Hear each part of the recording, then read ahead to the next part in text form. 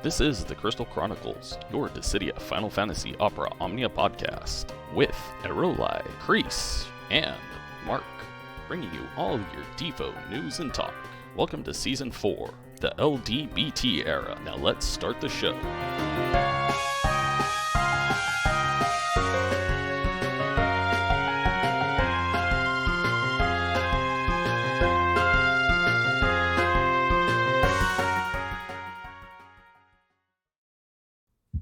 Welcome, everyone, to episode 144 of the Crystal Chronicles, your Dissidia Final Fantasy Opera Omnia podcast.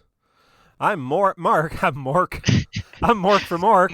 Mark. No, none of you are old enough for that. None of y'all are old enough for Mork for Mork. Like some of your parents aren't old enough for that. I'm not even old enough for that. What am I talking about? Classic Robin Williams, Mork for Mork. Good content. Is that a Laverne and Shirley spinoff? Who knows? That's not why we're here. This is a Dissidia Opera Omnia podcast, not a classic TV podcast. My name is Mark, and I'm glad you're here. Welcome, everybody, live on Twitch. Welcome, everybody, watching or listening through your favorite podcast apps or the YouTube or Twitch video on demand. We're so glad you've joined us to talk all things Defo.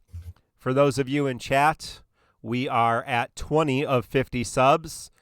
The deal is if we get 50 subs in one stream, I will at stream pick which BT I use 50 BT tokens on. And if we get 50 by the end of the month, I will do like a poll on YouTube or Discord and let you guys choose where 50 of my BT tokens go. So we're at 20 out of 50. I know Mino always inflates the numbers. We're just at 20. So that's where, and thank you all for all those subs. It says 13, but we got a couple. Theological, thank you.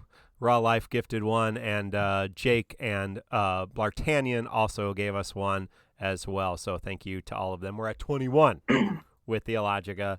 Appreciate that. Hey, I'm not just by myself. We've given Arrow the week off.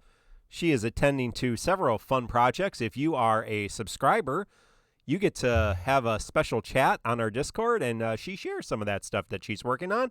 So you can join that. That's a wonderful reason to sub, to see all the creative things Arrow's doing. So Arrow's taking the week off. Of course, you can check her out on YouTube on Laylee. That is where Arrow's stuff is, Leilee. But Keiss is here. Keiss, how are you doing? I'm doing okay. Another busy week for me, but I am trying to play catch up on content as we talk. You have beaten at least one recent Lufania, so that's pretty good news, I'd say, in my book. That's better than my usual better than none. Track record for recent content. Yeah. You have characters and some Lufania, so pretty good. We're also joined by a long-term stalker, Necklord. Back again. We just appreciate his voice, his sexy voice. Summon biscuits. That doesn't mean much coming from an American because we just think everybody over there sounds great. Long-term stalker. I don't know where that came from. But we're not really doing it. We're not doing Necklord nice today. Why did you come on? We love I didn't know I Necklord. gave off that vibe. Goodness me. We love Necklord. He brings the hot takes and the hot puns. A lot of the good jokes. So we bring. Yeah, I'm not really sure. I've been empowered by daylight savings. We should rename it to Necklord Savings because it saved me an hour of sleep. That's beautiful. Very nice. That's we all had a little meeting here in the U.S. and we decided, what would make Necklord's life easier? Well, if half the year the podcast was an hour earlier, I bet that helped. But that's old news. Necklord is old news. He's been on the show before. We have a brand new guest, a first-time guest, and that is Simply Lost 30, fellow YouTube content creator for Defo and also Twitch streamer. Simply Lost, if you would be so kind to just tell us a little bit about yourself. What's your thing? What do you do? And maybe what's your very first Final Fantasy experience? Give us a little sense of who you are as a Final Fantasy content creator and a Defo content creator. And sure. welcome to the show. Thank you. It's a pleasure to be a part of this. After hearing so much about the podcast, I never actually thought that I could be part of an episode. So I was excited throughout the whole week and nervous at the same time. Well, we let Necklord in, so it's not a. I'm sorry, I know why I shit on Necklord Day. He'll never be back again, but I can take it. Why are we teasing Necklord so much? I don't know. We love. I have to get over being British, so that's punishment enough. So lost. Please let us know you a little bit better. Sure. Well, I have been around YouTube for God knows how long, since probably the beginning of YouTube. I used to create content for Call of Duty like many years ago under a different name, which I will not get into because that's all in the past now. And afterwards, I stopped doing content for a little bit. Then I hopped into the Union Cross world, and that was fun for a little bit of time. But then I quit doing content after that, and I just focused on Twitch streaming. And I had been Twitch streaming for I'd say about a year and a half now to possibly 2 years. And I hopped into Opera Omnia on day one when it first released in global. So I've been playing the game ever since, and it never really crossed my mind to making content because of how things in the past ended up, I guess, finishing off. And so I just started streaming. Some of the community that I had in the past still followed me even into Opera Omnia. Many of the players that still watch me to this day have actually transitioned over to Opera Omnia, and they are thankful that I started playing it because now they're enjoying it as much as I am. And then recently, or last month to be exact, I started doing content for Opera Omnia, since now I play both global and JP. JP I've been playing for about 2 years now, and it's been a lot of fun. It's been helping me out from some dark times that I've had earlier this year. But overall, the response from the community, from all the other content creators, it's been crazy. I've never expected to be welcomed into such a grand community like it is Opera Omnia. I mean, you'll have your sour apples here and there, but like overall, though, I'm happy to say that I'm pretty happy to be a content creator and seeing that I've been helping out a lot of people here and there, and entertaining some people here and there on Twitch with random shenanigans that we do here and there. My first Final Fantasy, pretty common one, Final Fantasy VII. I played it on the PS1, and it was my only Final Fantasy that I've ever played multiple times. I recently beat 15 not too long ago, and now I am diving into 12 and 14 right now. Very awesome. Fun. Very fun. Yeah, Blartanian says it sounds like he was simply lost, but now he's found. That's beautiful. I'm supposed to make those jokes, damn it. That's the beautiful, wife. Blartanian. Took that right from Necklord. That was on the tip of Necklord's tongue, and you just. I'm just getting it. bullied right now. Goodness, my chat as well. Like the chat is bullied. If I come on here more often, they're probably gonna do the same thing. Yeah, once you guest on the show 3 times, that's it. It's just all downhill from there. And gloves are off. Sometimes you get stuck and you never can leave. So yeah, it's tough. But welcome, Simply Lost. Everybody, make sure if you are not already following Simply Lost on Twitch and YouTube, Simply Lost 30. Simply Lost has been making a ton of content, much like our good friend Black Cloud, putting out daily content for JP, for Global, doing not only pull videos and playthroughs, but also doing some great content. Just did a really cool collab with our friend 40 the Broadway saying about top 5 LD calls. I thought that was really fun, so check that video out. Give it some love. So yeah, I am nice to guest host the first few times to lull them into a false sense of security. Yeah, some people ask, isn't that how it worked for Mino? Yeah, that's pretty. Well, if you're not familiar with the story, you have to go back. So Pierre and I started this podcast because we're just people that had a podcast before, and we were both playing this game. And we're like, hey, let's just do a podcast. Let's start it up. And so Mino Spelka who was doing evaluations on Reddit at that time, would come to our streams, and that was like when there was like 3 people in our streams, and Mino would just come and like correct us because we were always wrong, because we don't care, and like we're not top tier players. And it was like day 1, so we didn't know anything anyway. And so eventually, like, why don't you just come on the show? And so he did, and he was super nervous and awkward. Go back, listen. I think about episode 25. It's super cute, and he got better over time. Obviously, now he's kind of an asshole, but we love him too, and he's on. He'll probably jump on and try to defend himself at some point, but.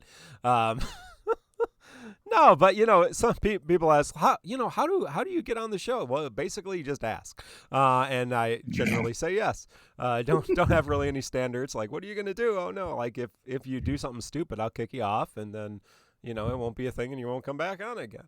I have a little bit more standards than that. I do generally check people out before I let them on the show, but really, I'm just in the mood. So I got my I don't talk about it much. I don't, because of my privilege. But I got my second COVID shot, kind of a pain in the ass. Actually, it was a pain in the arm, for good chunk of Tuesday. I got my shot on Monday. I was just running fevers overnight Monday night, then just horrible pain. So I'm recovering from that intense pain, but now I feel good that I'm fully vaccinated, and glad I can do that because I have to work with people with COVID. Which one was it, out of interest? Pfizer, the one with the Pfizer. P. Yeah, Pfizer, which is the one 3 weeks in between, I believe. Yeah. So in the spirit of British things getting wrecked right now, our vaccine's just getting demolished in Europe right now, the AstraZeneca. So. Yep, AstraZeneca. Yeah, I've heard about that. It's not going well. Yeah, it's not going well. It just sucks to be British right now. Goodness. Well, not to get. I mean, we're having a good time here, but I do. No, the first Blartanian, the first shot was fine. Both my wife and I have had them. She's a nurse. I'm a pastor, so I deal with people who are COVID ill, and obviously my wife does as well in her profession, so that's why we were able to get our shots. But yeah, both of us, first shot was fine, second shot much rough. I think all of our parents are all in their 80s. My wife and my parents are in their 80s, so they've all had their first shot, no ill effects. So most of the people I know have been fine, maybe just sick for a day. Oh, yeah, okay. I was laid out for the second the day after my second vaccine. Yeah, and that's pretty much what I mean. It was just intense, horrible pain for a day. I didn't have pain. I was just tired. Yeah, I had just body aches, and I think it interacted. I have tendonitis, and so I interacted with my tendonitis really bad. So my whole side of my body was just like in horrible pain. So, hey, welcome to the COVID vaccine horror story show. Glad we can do. I was going to say something serious about diversity and unity, and now it just seems completely erect. Like, how do you come back from that? But and also don't listen to Mino in chat. He's lying. What is yeah? He said vaccines are a scam, which is a lie. Mino works for works at distributing those vaccines, so he doesn't believe that. He is joking. And I would encourage you, if you can, if you have the ability to, yes, please do get your vaccine and be safe around those who you love. But in a serious note, as we were talking in one of our private channels, I realized today that of the DeFo, DeFo's not a huge community.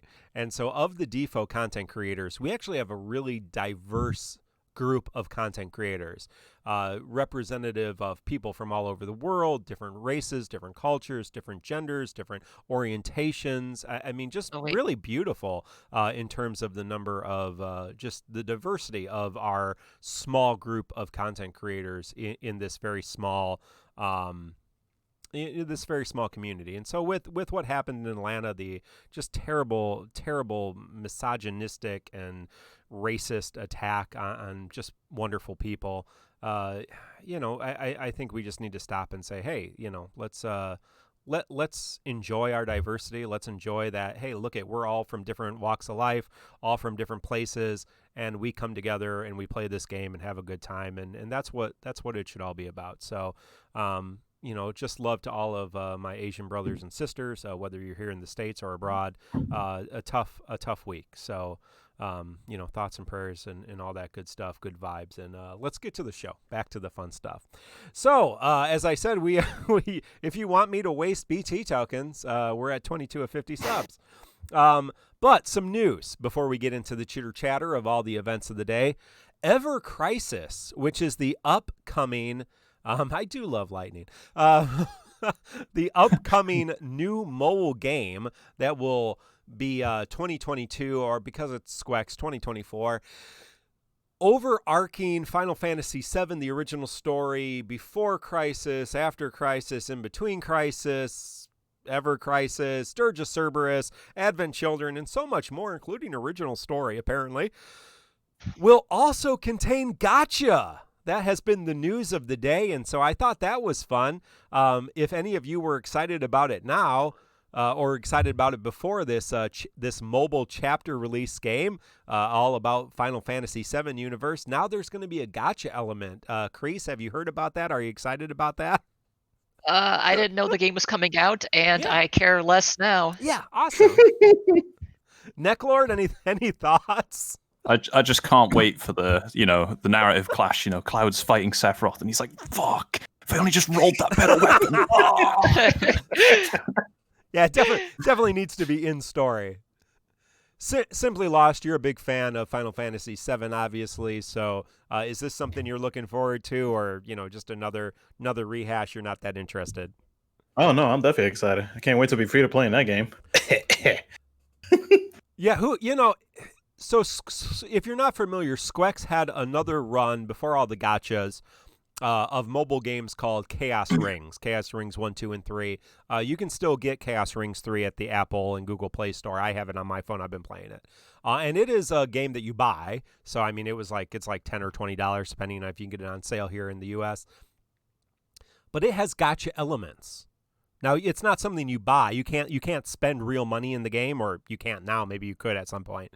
But it has gacha elements, and so I am interested to see if they kind of bring in those kind of gacha elements where the main story you can just play very free to play friendly.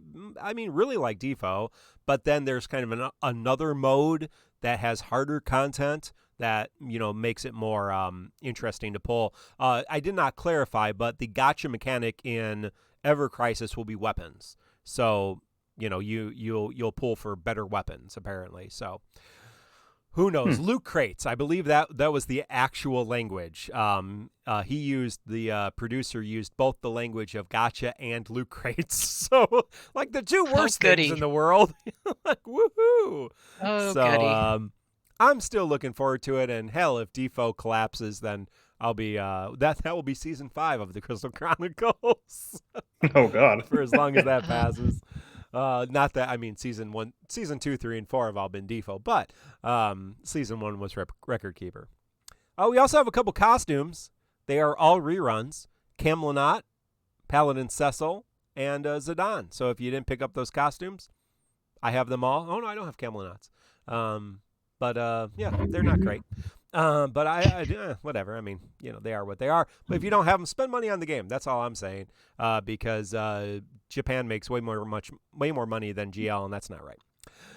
And the big news that we do need to talk about, and I want to hear everybody's opinion on, we finally got the date of the Start Dash renewal. So the Start Dash banner, which is currently, if you're a new player, you download the game, you download another game, download another account, alternate account. Everybody should have 2 or 3, right? You get this Start Dash banner, which we should all be familiar with if you've been playing the game for one day. And that is Lightning Cloud and Squall EXs. Now, that is going to be renewed or rehashed, so it's going to include all their LDs and BTs. So it's a really great banner. And at the same time, all of their LD boards will be released, and I believe Squall gets his level 80. So Cloud and Lightning are already level 80. Squall will get his level 80, and all of them get LD BT boards. So starting with our special guest, Simply Lost, excited about that? Do you have all those 3? You trying to pick some up? What do you think about the March 25th release date, which is different than in Japan? Yeah, it was different than in Japan because I believe it was released the same time as the Keiss Lost Chapter. Yeah. So, well, I do have all weapons, so I'm not too concerned. All I gotta do is just max them out, and that's about it. But I am excited for him, just because it's more units that you can use in different fights, and I'm all about team comps. So having those variety of units is definitely a big plus. But I'm mostly excited for Squall, just because of the amount of damage, the follow up that he gains now. If you have his LD weapon, he's gonna be a lot of fun to use. I could definitely see a lot of players running him for quite a while. Necklord, any thoughts on this triple banner? Oh, I remember with great fondness the memes that came when Squall was turned into this monster. And really, it's quite a simple change. It's just, what if we just have, his LD every turn, even if you don't use it? Fuck it, just have another one. Great design. It made him good at what he does. So.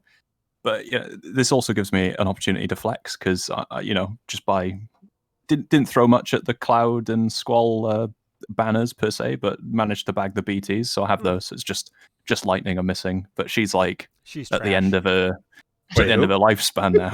Yeah, she's trash. So yeah, looking forward to it though. It's free pulls. I used to trash on her so bad before. I had a viewer that would come to my streams, and every time I'd see him, I'd always trash on like Lightning sucks, and I was like, "What? No, you can't say that about her." I'm like, "Yeah, I can." Yeah, people get really upset when you trash their favorites. I've had people declare war on the podcast because Mino trashed. that one time Mino basically said Alizé isn't that good, and this is back pre-realization. Yeah, someone declared war on the podcast. Yeah, so it didn't work out well for him, but they were going to shut us down. Okay. So be careful what you say, Necklord. Don't want someone declaring war on the podcast. There's probably a British, I'll try to be diplomatic. There's probably a British joke in there somewhere, but it's not coming to me. Keiss, do you have all these characters, or is this one you're going to pull on? I have all of their LDs, but I only have the BT for Lightning, which makes this a terrible banner for me to pull on. Because it's 2 BTs that I'm pulling into a pool of 3 BTs on. I don't think I want to risk that. Here's a hot take for everybody. Just re-roll your account. Great time to re-roll your account. Just start over. Get those. Just do BTs. Boards all over again. No, that's not tough. Get them. You get 30 free days of Mog Pass. No, don't re-roll. This is not a game that you re-roll in unless you're really, really screwed up, or you started like if you started last month and you've wasted all your resources on silly things, or you chased every BT, in the last month and a half and you have 0 resources. Okay, maybe, but generally speaking, this is not a game worth re-rolling. Making another account, maybe, do that. So I'm looking forward to that. I think everybody knows Squall is my favorite default protagonist. He's not my favorite character. Renault is my favorite character in Final Fantasy. But Squall, Kistis, and Renault are my 3 favorite characters, and he is my favorite BT protagonist at the moment. So I am definitely looking forward to using him everywhere, forever, and ever and ever and ever again. You're gonna love him. You're gonna Except love him. maybe not Transcendence 1. I don't know. We'll see. I don't think I necessarily need to use them in Transcendence 1. But we will be getting them after Transcendence. So as Transcendence launches here in the United States on Sunday night, we will not have access to Lightning, Squall, or Cloud's LD boards. So if you're having trouble with Transcendence, remember, you can wait a few days. Cloud is very useful. Squall is useful. I think even people use Lightning in Transcendence 1 on right or left. So they will be a little bit better in their boards. And obviously with this Keiss Lufania, although I don't think probably anybody's having real trouble with this one, you can wait a couple days and Cloud will be even better than he is right now. Although we'll talk about it more next week because we may not have much else to talk about. Squall is definitely the winner of those 3 LD boards, if there was a competition. Well, let's talk about one of the 2 events we have to talk about today, and that is the Hellworm Raid. That brought us LD boards for Kamlanat, and a banner with Kamlanat as well, and a new LDBT character, Paladin Cecil. So Keiss is going to walk us through the kits, or try to, as none of us could figure out what Camelot got. And then we'll pass it around like a hot potato and figure out what these characters do. So Keiss, if you want to bring us through the what we think Camelot got with his LD boards. Sure. Just a second. Just take a breath. We're all in this. Yeah. Okay, so Camelot got very little, but it was a pretty market improvement for his kit, ultimately. What Camelot got is LD boards. That was it. What his LD boards did was they boosted his LD quite a bit. It made it so that his LD ability is now a 2 HP dump. It now applies, if I'm correct, Addle, which it did not do before. It now causes Glacification Plus to be active if he is able to break with his LD ability Lightblade, or if he attacks an enemy that is broken with Lightblade. And I believe those are the big things that it does now. I don't think it does anything really else, but those are the big tweaks. The overhead buff is longer. Overhead buff's longer. Okay, that's the other one. So Peerless Hero now lasts 12 turns. And that's it. I do not have his LD, so I can't tell you how it works. His Brave Plus also got a 50% gravity and buff extension on it too. So when he uses Brave Plus, it gravity shaves for 50%, and it extends his buffs 1 turn. So when he gets the incident-free turn, he doesn't lose the buff duration in the process. Correct. Did you not have the free ability use after I think it used had before? that. I thought it did beat that it before. Had that before. I'm not 100%. Yeah, I sure, thought so too. He does get a free ability use after his LD, one way or the other. That's nice. And it can be Glacification Plus. Mm-hmm. Lost, do you have experience with the Camelot? Honestly, I've only used them maybe once or twice. And that's it. I have not touched them in global. I've only touched them once or twice in JP, and that was probably using them as an LD call, and that's it. He does have a nice LD call. Yes. I believe the LD call gives Addle, correct? I believe so, yes. Let me the LD call should give Addle as well, yeah. Let me oh crap. Let me do this. Where am I here? I have my wrong thing put up here. Is the Addle the frame the debuff? Yes, it is the frame debuff that applies an attack and magic attack down effect. Yeah, it does then. Yeah, his LD call does. Oh, cool. Yeah, so I mean that the Addle debuff is real nice. Yep. And increases Brave of character recalled, by 30%. Yeah, it's that sweet regen that you want it for, though. Especially for bursts. Mm-hmm. Absolutely disgusting when you pair it with a burst. Yeah. The Brave regen that's based on Max Brave, yeah. You shouldn't be pulling Camelot for his LD, obviously, and you probably shouldn't be pulling Camelot at all if you don't already have him. But if you already do have him, and if you're the 0.001% of fans who this is one of your favorite characters, you can use that LD call, and it will be really nice. I have him. I've been using him. He plays much smoother. His kit is not as complicated as it sounds. He actually plays fairly smooth. You don't really have to worry about his abilities being downgraded unless he gets broken, which doesn't seem to be as big of a deal as maybe it used to be. Obviously, he's one of the weird parts of his kit was you want him to be attacked, because if he gets attacked, then he gets that Addle debuff, and the Addle debuff is really cool. Attack and magic attack down, so against magic, dealing bosses, that generally speaking, magic damage dealing bosses.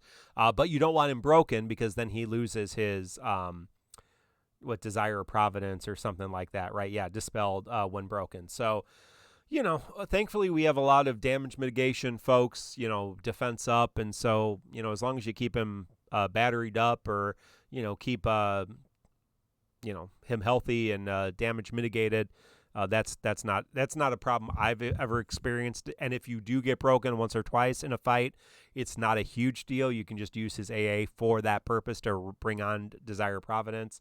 But at the end of the day, yeah, that does not seem to be a huge deal breaker. He's got somewhere in the realm of 9 or 13 guaranteed paralyzes if you play it right. Single target paralyze, but 13 if you play it right, which means after every LD you're using Glassification Plus. After every time you use skill 1 Glassification, you do the burst plus or brave plus beforehand, so it becomes Glassification Plus. So yeah, 13 paralyzes is really cool. But yeah, Necklord, did you have anything else about Camelot? I don't know. Maybe that's what they were saying in the balance rooms discussion. Like, he can't be broken, and they misunderstood. They were like, "Oh, actually, let's not make him too powerful. He can't be broken, guys." Maybe that's why he's just sort of a bit, lacking the luster. Not particularly special. Although to be fair, with pairing him with Pestle and making him ridiculous would probably be ill-advised for Squex. Can't have too many OP shit at the same time. That's true. You got to have one star for everyone to pull for. Yeah, and it's a nice, these characters who kind of come back with a few exceptions. These characters who kind of come back and get their LD boards, who already had their LDs. Some of them really do get overpowered, like Squall, but some of them just kind of get just usable. Camelot, he's very usable, very cool. Gao is a great example of that as well. Gao, very usable, very good with his LD boards, not game broken, not overwhelmingly powerful, but, very, very usable and very good. And so if you, it's this kind of thing the game does well, which is if you like a character, they're generally going to come back and you're going to get to use them again. That's, love or hate, however they did the GL firsts with these first LDs. At least we have the characters early. You get to use them if you like them. And then we'll get to use them once or twice, maybe even another time before they get their, JP equivalent. So the more time we get to use characters, I think the better, especially when they're favorites, like Camelot. Everyone's favorite from everyone's favorite Final Fantasy 11. That was the game Balthier was from, right? 11. Yeah. So what else? Classic Balthier. He was in that expansion. Something about Sky Pirates. Justice for Prish. Yeah. No, I know a lot of people enjoyed Final Fantasy 11. So no disrespect for there, but it probably one of the lesser loved of the series. So, and the original 3 are kind of on that list as well, as we did not have them here for many years. Well, let's stop talking about Camelot, because he's yesterday's news. Let's talk about the person everybody was willing to pity their BT for, and that's Paladin Cecil. Or I didn't pity the BT. As some of you know, Theodore's father. I mean, obviously, Theodore has a big following, so that's Theodore's dad. So what did Theodore's dad get, Keiss? An LD and a BT, which is a little bit more than Camelot, but it's a pretty nice boost. Yeah, let's talk about it a bit. So Paladin Cecil to be specific, because as we all know, Dark Knight Cecil already had his LD, and Paladin Cecil's a different character. They don't count as the same. And Yoshi Pasta saying Paladin Cecil is overrated.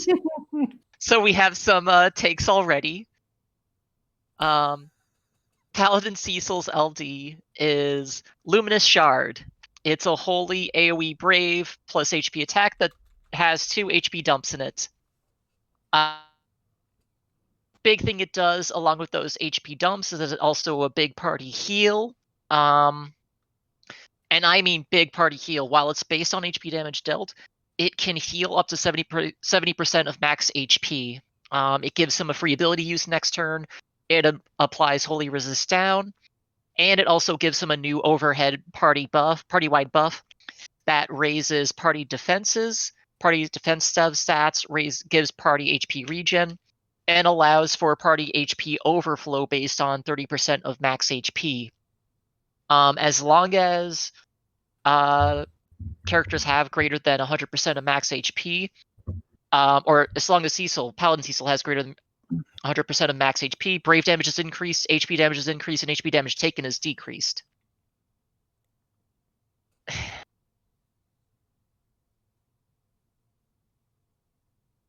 You with us? Okay, sorry, I'm reading Mino's hot take and it distracted me. Don't read the chat. It's not wrong, but we'll talk about that in a minute. So that's what his LD does. It gives him some more combat longevity. It gives him a new overhead party-wide buff, which increases his party healing, increases his party defenses. I mean, it raises party defense aura to 200%. It raises party HP regen to 20% per turn, and it allows the party to get HP overflow to 130% of their max HP. Along with that, he also gets a burst, which is an AoE Brave plus HP attack. The burst effect lasts 5 turns, and while the burst effect is on the board, it increases Brave damage dealt, it increases Brave overflow, it applies an HP regen and Brave regen effect. The Brave regen effect is based on current HP, and as long as HP is above 100%, it increases damage limit of Brave and HP damage dealt. So it's a nice, fancy little effect. Big problems with Paladin Cecil is that he's 100% tied to holy damage, so if you have anything that's either immune or absorbs holy, he is useless. You have to remove him from your party. And that's what Mino's talking about in chat. He says, hot take, Paladin Cecil is noob bait. Most casual players will use him for 2 weeks, drop him in the 2 months of Holy Absorb, and then move on to a new toy after those 2 months, which is a pretty good take. Paladin Cecil requires bringing him to fights where he will not be shut out, and he will be shut out after his 2 weeks of synergy during the Holy Absorb phase of things. We had this problem last year where we went through a nice phase of Holy Absorb. What was it? Right around the time of who was it that what were the characters that were released? Then we got a month of Holy Absorb. It was Yuri and Yuri. Who else? Yeah, that was Yuri. Yeah, that was right after Yuri got locked out, and who was the other new character? It was Dash. Dash is lightning. Yeah, but he got. No, I mean there was another locked character out. that came out right around the same time as Yuri got his EX plus. That was Holy as well. Kieran. Kieran and Yuri got locked out for like a month straight. And when the Holy Resist went away, most players did not go back to them. I wasn't thinking of Ico. I was thinking of Yuri and Kieran. I mean, Kieran wasn't that good. Yuri was still solid. If you ask Arrow about it, she'll say that Yuri was fine for a while. Once you got past the Holy Absorb Hell month. Just that people had moved on, and Mino's bringing up a good point. Paladin Cecil will still work once you get past Holy Absorb Nuts badness, but there will be problems. Well, to be not to be too doom and gloom, looking ahead at and Necklord and Simply Lost, I'm sure can talk about the uses of Paladin Cecil and their experience as well. But there are several Holy Absorb in the next couple months. There's maybe 4 I think that I can see just looking ahead fairly quickly. But there's also about the same number of lightning absorbs. So screw you, screw you, lightning. Your LD boards. That's what you get. So it's not that lightning's LD boards are bad. It's just that she gets locked out of half the content that's coming up. So it won't matter because she's a damage dealer. But even in Holy Absorb, Paladin Cecil has a lot to bring to the table. Now, as Mino's point, do you want to bring him? Is the average player going to be using him in Holy Absorb? I would think not. Does that mean you can't use him? Of course not. Of course you can use him because he brings a lot more to the table. So thank you, Keiss, for going over the kit. Let's start with Simply Lost. What's your take on Cecil and all that crap that we were just talking about? Well, the way that I see it, I think it's, I mean, you can probably say after a certain amount of time, they get blocked by whatever mechanics bosses have and whatnot. You can say that for practically any character. But I mean, like after that whole mess is gone and you can probably use said characters again, I feel like people focus too much on what the next big thing is coming up, and not try to mix it up with like some of like the previous characters that they pulled for, that they were hyped about. With Paladin Cecil, I mean, like he brings a lot to the table, and in my opinion, how can I word this? In my opinion, I don't want to be that guy. I don't want to be Mino. Let me be honest. I don't want to be Mino. We only need one. One is enough. Yeah, like I will go up against Mino and say that, like, you know, I'd rather not look at it that way, in terms of like oh, after like a few weeks or whatever, they're kind of like set aside and we're gonna forget about him again. Because I mean, like there's many showcases that you can find probably on YouTube where like some of like the old characters are used again. And I mean, like obviously you can't bring them to every fight, but like in general, like I you know, it's kind of, I don't know, it just depends. It depends on the fight. It depends on like what you're gonna get into and stuff like that. It's just the way that I see it. You know what I mean? It just because not everybody's gonna get every shiny new weapon that they're gonna see. So it's just there's a lot to say to it. But I feel like I could probably like talk about it for hours. But overall, though, Paladin Cecil, he's a solid unit. You know, I saw him actually recently used in a Lufania Plus fight not too long ago by another content creator. And I mean, like, I feel like once he gets his BT Plus, he's going to be like extremely good once again.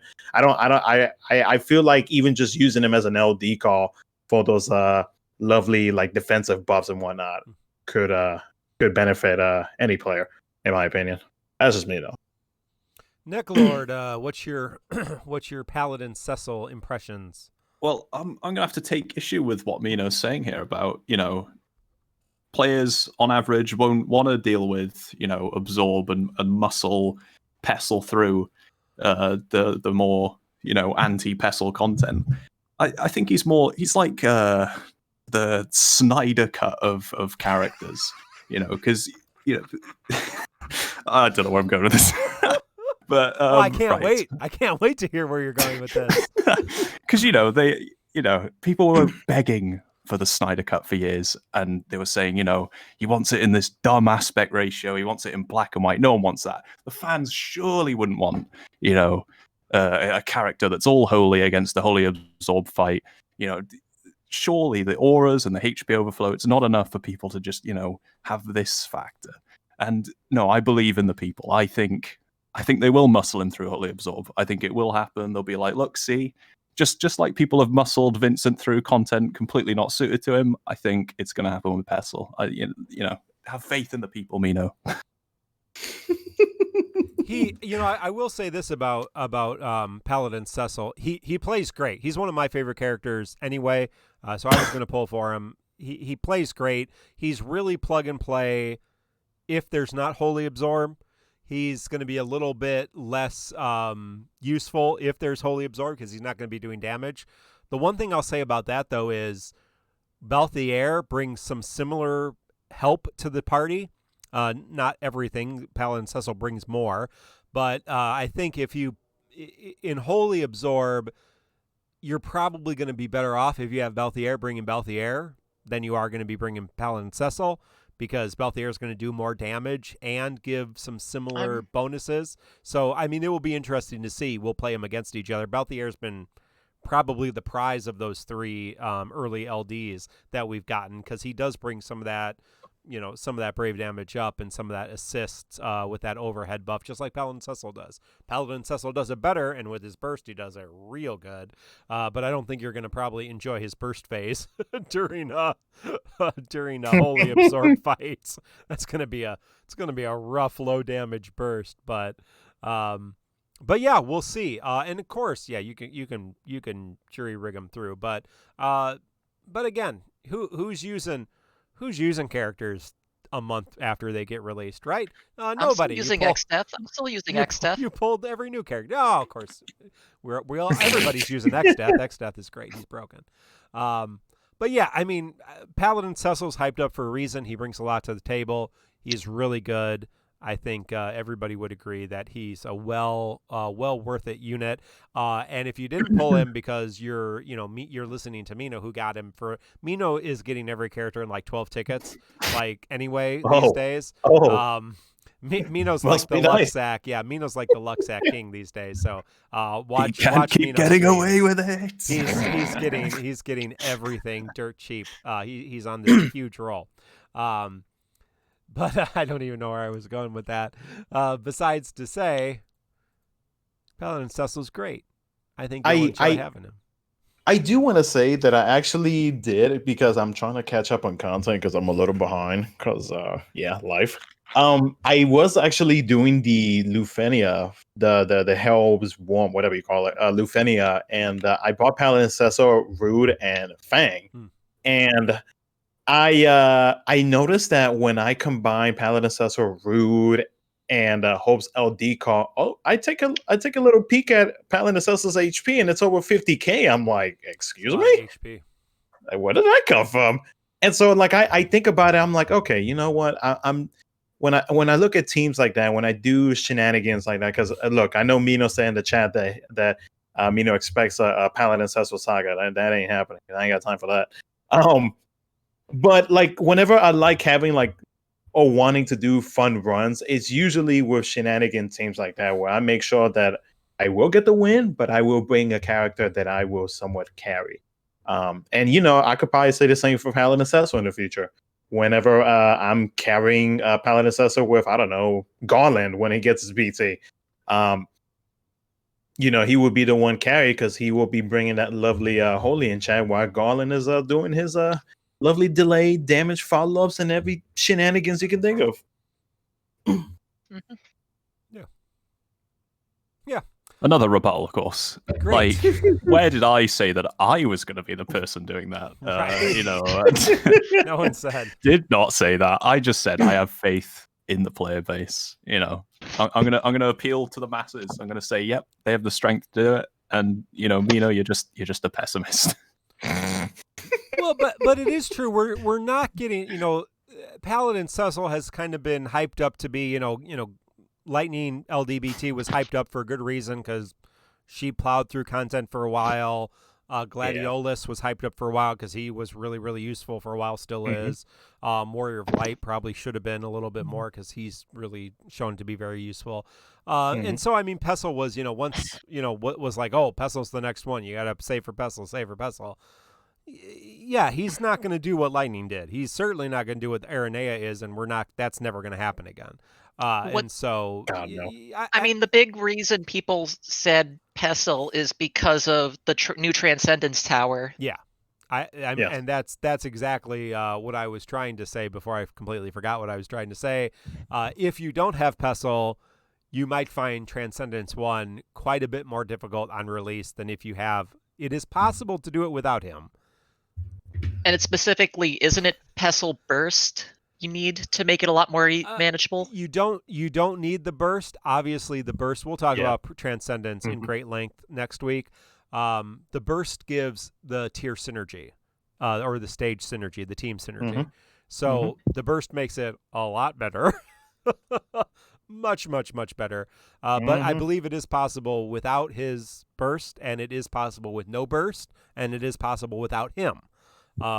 there are runs that are confirmed at this time in JP, but that doesn't mean it's going to be easy. And yes, Dark Ruler is asking any BT that you bring to Transcendence will give your team synergy. So ideally, you want 2 BTs, one on left, one on right. Then you take the team from left, the team from right, and you mix them together, and you make the team for the center one, or whatever they're going to call it in Global. So I don't think we know what the official names are yet. And yeah, that's how you make the team. But again, we'll talk more about that. But it is safe to say, and Paladin Cecil LD will be available when Transcendence hits. Life will be easier for you with it, and is that worth it? That's worth it, but he's also helping you with a lot of other content. So don't throw Paladin Cecil off because there's 4 or 5 Holy Absorb here in the next couple months. Yeah, but you'll have other characters to help you with that. Well, let's look at the podcast polls before we talk about this raid and the Lufania. Again, you can go to podcast polls. Oh, and thank you to the Tonberry Troupe. We always get our information from the Tonberry Troupe. So shout out to TonberryTroupe.com and our good friends there. Inkwelder and Black Cloud have been streaming on Black Cloud's YouTube on Wednesday night, and so they did one last night, so you can check that out. It's not a podcast, but it was a lot of fun to hang out and talk to them, so you can check them out. And our friend Quetzalma from Materia Bot does the podcast polls. So for this beautiful Camelot banner, one crazy person willing to pity Pessel's BT on Camelot's banner. God bless you, sir, or madam, or non-discriminate gender title. God bless you. 7 willing to pity Camelot's LD. That's a mistake. And 3 gems, 35 tickets, and 200, mentally well people are skipping because don't pull for old LDs, people. That's the advice I would give you. Don't pull for old LDs. On the other hand, Paladin Cecil's banner, 20 people. 20 people. I'm not making this up. Over 12 servers. 20 people willing to pity his burst on the first banner.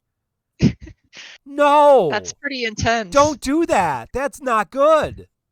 As someone who's pitied on the first banner, it's a bad idea. I did it for money. What are you people doing it for? Do you know how much money I made by pitying Onion Knight's burst? I probably would have been more pitying his. I mean, you did it for Squall's burst for no money.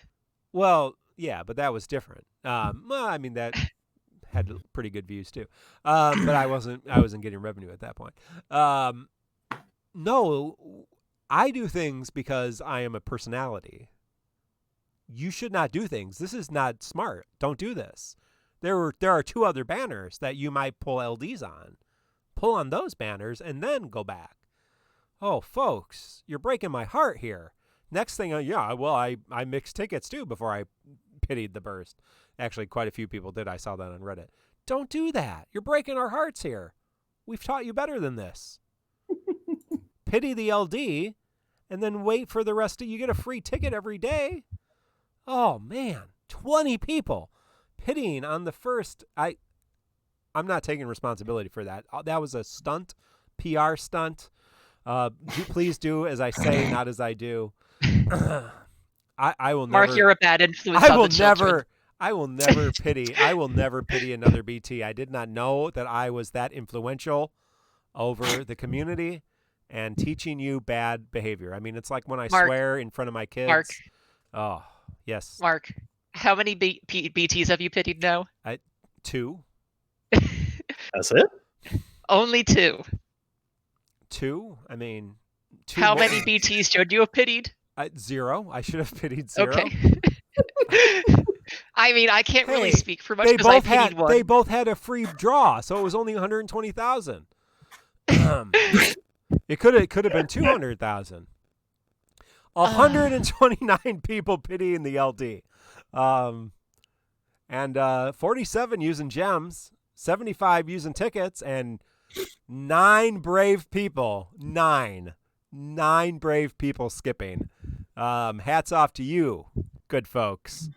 9. Good luck on Transcendence. I look forward to your creative runs because,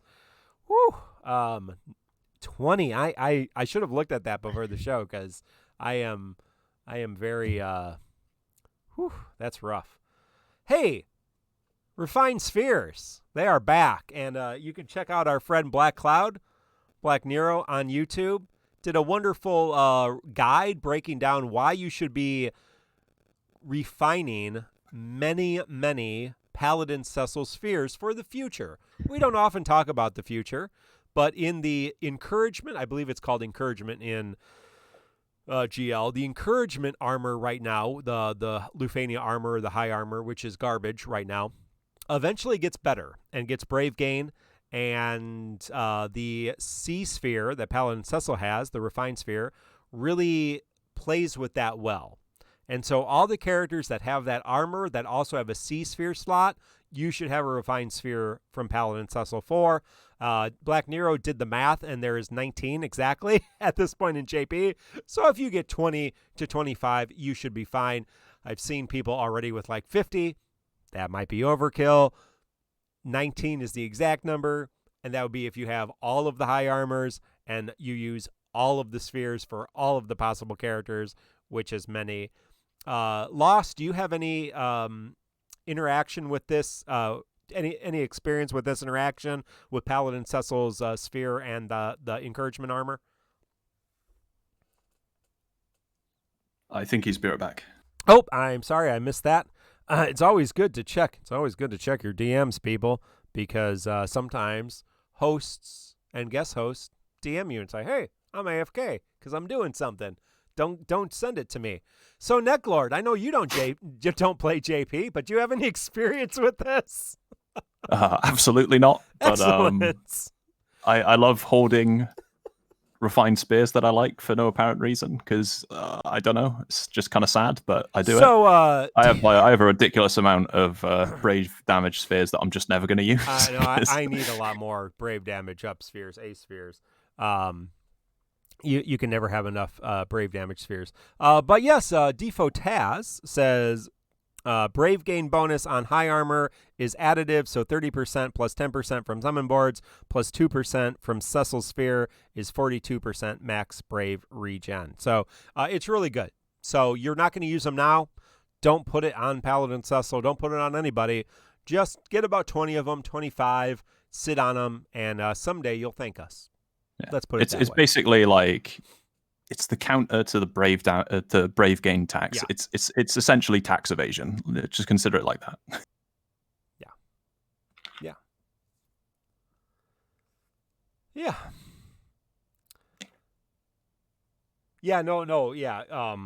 Richer Gamer Dad, the way that works, it does actually a lot. And Black Nero breaks it all down and does the whole math. He's smart, so he figures that all out for us, so that we don't have to. So do that. All the other spheres are whatever they are, but yeah, definitely get those A spheres, those brave damage up A spheres. Co-op. This is a raid. We have to play it over and over again. I think we still may need to the tax evasion. We don't talk about that. My tax. I got to do my taxes, and I pay a lot of those. I'm trying to see in the raid here. Yes, we still need people to bring Fang to co-op. So all you Fang players, or even if you just have Fang without anything, it doesn't matter. We still need some cumulative rewards by bringing Fang. So please, bring Fang. We have 9 days. I think we're almost close to 2,000, 20,000 runs with Fang. So bring those Fangs and do that about 20 times, I believe, if you have a full synergy party. It's pretty easy these days because they're Cosmos. These raids used to be really, really painful because Cosmos used to be tougher, but now our characters are fairly overpowered, so it's not that tough. But good luck to all that. Make sure you get all your rewards and enjoy it. So, Lufania. The Hellworm Lufania. If I remember what this one is about. Yes, you fight what? The Hellworm. Yes, you fight that big worm, and he has a Maria mannequin, because who doesn't love Maria? And she's gold, or is she gold or blue? Anyway, she's a mannequin. She's awful. The big thing is it needs to you need to heal with a skill for the orb to tick up. The orb starts fairly low. It starts with a 12 count, It only goes up by 7 when you heal. So if you only have one healer, which is possible with Paladin Cecil, you need to pay attention. I'm not good at that, and so I brought 2 healers, and Ramza worked well as my second healer. Your life will be easier if you bring 2 people who can heal using skills. If you're bringing a healer that does HP regen, not so useful because that is not a skill that you're pressing to do healing, so the orb will not tick up. They are weak to ice and holy, obviously because Camelot has ice and Paladin Cecil has holy. They absorb thunder because screw you lightning, and heavily resistant to magic damage because screw you Kucha, I guess. But no, he gets enchant, so it doesn't matter. The recast move is a guaranteed hit, so that's pretty much par for the course. Dispels the debuffs, and it's an AoE HP attack that ignores brave damage reduction, brave and HP damage reduction. Cleanses all the debuffs as also. When it uses its recast, it will jump up Maria or resuscitate, resurrect, revive. That's the word I was looking for. Revive Maria or heal her. Summons her several times throughout the fight. And she has a pretty nasty recast which can kill you. And she can do a lot of damage. So make sure that you have some HP mitigation like, from Paladin Cecil. Or Paralyze from Camelot. Or massive AoE damage also kills her because she doesn't have a lot of HP. There is a way, and I know some of our folks in our Discord, you can always join our Discord. Take a moment, like, sub, ring the bell for a notification, tccpodcast.com for all your links to our social media. But yeah, jump on our Discord, and I know some of our folks found out. I don't know who it was. I know Theologica was here. There was a couple others who I think were playing through the fight, maybe Belial, and noticed for some reason the boss did not reset up the orb, and the boss did not resummon Maria like it was supposed to. And so I asked for confirmation from that, and our friend Jin Lee on YouTube, says if you get the boss to his recast ability before 79% health, and then HP silence the boss, and never let the HP silence fall off, it will not resummon the Lufania orb, and it will not resummon Maria. So that is kind of a glitch or a cheese way. If you want to bring Arciella, if you pulled on Arciella, that would be a great way to do her. Bring her and have that there. So this is not the most difficult fight that we've had, especially if you bring a couple healers, then that orb's not going to be an issue. But if you're trying to run through it with only one healer, you got to be careful about the orb. And if you don't pay attention to Maria, she can kill you. I brought Paladin Cecil. I don't have his BT because I didn't pity it on the first banner, because why would you do that? And I also brought Ramza, who has a BT, who works just fine. And I brought Camelot because I also have him. And I just paralyzed that dumb worm to death, and it was great. And so that was my strategy because that's how I play the game. Simply lost. How did you approach this fight? Are you back with us? Still missing in action, I believe. Oh, all Not right. back yet. Keiss, I know you beat this right before we started. So how did you attempt this? So I went at this with a team of Paladin Cecil, Onion Knight with Burst, and X-Death. Because X-Death does not actually do brave attacks, X-Death did not care about the magic resist. And Onion Knight, being pure ice, did not care about the magic resist. So my team was fine with dealing with magic resist. I brought a friend, but I did not summon my friend, and it was Shiva summon. So basically I played it slow. X-Def maintained his debuffs the whole fight. I frequently had to recast them because remember that every time the boss does his recast ability, he dumps the debuffs, but I tried to reapply them pretty much ASAP. I think the first recast ability he did, I reapplied his LD debuff, and then reapplied his skill 2 debuff pretty fast. The only downside of using X-Def for this fight that I found was that I'd hoped that his EX debuff would actually reduce the HP damage taken from the recast ability to 0. That was not the case because he cleanses his debuffs before the HP damage is applied. So that quirk did not work out for me like I'd hoped. I still had to take the HP damage. But it's still nice to apply for just the other quirks of shaving Brave on other turns. And again, XDEF still was doing nice AoE damage every turn. He still had plenty of ability uses between Onion Knight and his own ability refresh or free ability uses from LD. I think he still had a couple of ability uses at the end of the fight. I think I used Onion Knight's Burst around 35%, around when the boss started to get a recast back up in the final phase of the fight. And then I summoned around 25% of the boss's health left, and then just rushed to the end of the finish line. And yeah, it wasn't too bad. Simply Lost. We're talking about the Hellworm Lufania. How did you approach that? Well, like I mentioned earlier, I use Paladin Cecil, Root, and Fang. And the only reason why I bought Fang is because I've been using God knows how long. And I was like, you know what? She is synergy. She was synergy, which helped out a lot too.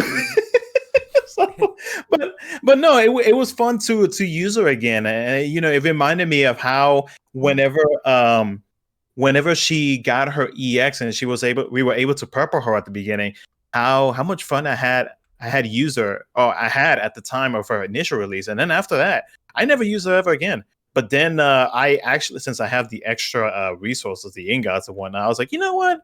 Let's go ahead and purple her. Why not? And yeah, no regrets. I had a lot of fun. I know she's energy and everything, but I had a lot of fun with it. Thank you, JD Terraforce, for extending your tier 1 sub. Okay, Theologica pointed out to me that the worm's recastability judgment ignores effects that reduce, nullify, or nullify Brave or HP damage. That's why XDEF's EX debuff didn't work for me. Got it. It wasn't that it removes the debuffs after the HP attack. So that's the reason. So it was still doing something. It just wasn't reducing the HP damage like I expected. So that was just to clarify. Necklord, how did Cyan do in this fight? I haven't actually attempted doing that yet. That's more my laziness, but I feel like this is probably something Pestle can carry him through. So yeah, probably. I'll probably give that a whirl. But I was enjoying Camelot too much with this because with the whole bug of it not resummoning Maria, that is ill advised if you have Camelot in your party, because Maria is not Maria. She is she's the Brave Plus machine. She's the free turn, free paralyze. Every time you just ignore her, let Camelot be the ladies' man, and use and abuse for the free paralyze. Oh yeah, every time. you're 100% correct, because I did not use the I obviously didn't know how to do it, so I did not use the exploit there because I was using Camelot, and he does enjoy Maria's constant revival, and she is not dangerous with Paladin Cecil and Camelot, not at all. Those two shut her down real quick. Necco, can I ask you, were you the person who used Cyan in FLD 20? No, I was not, because I don't have Lightning BT, and the past few months have been in order to actually get Cyan through literally anything, you need Lightning BT to do it. So because I had seen a run with Cyan in FUD 20, and I actually tried to do it myself, but oh my god, I was getting such a headache after so many times. But at the same time, I was like, Cyan's not that bad of a unit. I mean, I think if I remember rightly, the description of the video literally says Cyan's trash, don't bring him. Even the person that did the run disagrees with that. Yeah, because I seen the post on Facebook, and I was like, let me see this. I got curious about it. I was like, I guess maybe I can give it a try, see what's up. And yeah, no, I couldn't do it. I barely got out of the first wave. Then I got to the second wave. I'm like, yeah, I'm out of skills. I don't think I can do this.